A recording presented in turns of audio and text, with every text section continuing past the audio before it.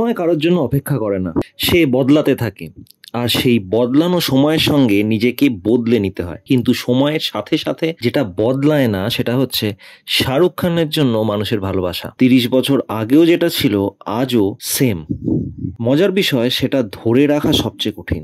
দুটো বা তিনটে আলাদা জেনারেশনকে সেম ভাবে আকৃষ্ট করে রাখা অকল্পনীয়। নিজেকে বারবার ভেঙে চড়ে গড়ার নাম শাহরুখ। এই 60 বছর বয়সে সব অ্যাচিভ করার পরেও, এতগুলো সার্জারি হওয়ার পরেও অ্যাকশন স্টার হিসেবে নিজেকে পর্দায় আনার কনফিডেন্সের নাম শাহরুখ খান। একটা 1 মিনিট 12 সেকেন্ডের টিজারে সিদ্ধার্থ আনন্দ আবারও দেখালেন কেন তিনি অ্যাকশন সিনেমার বেস্ট ডাইরেক্টর অফ বলিউড। একটা সুপারস্টারকে কিভাবে পোর্ট্রে করতে হয় স্ক্রিনে সেটা জানেন এবং বোঝেন সিদ্ধার্থ।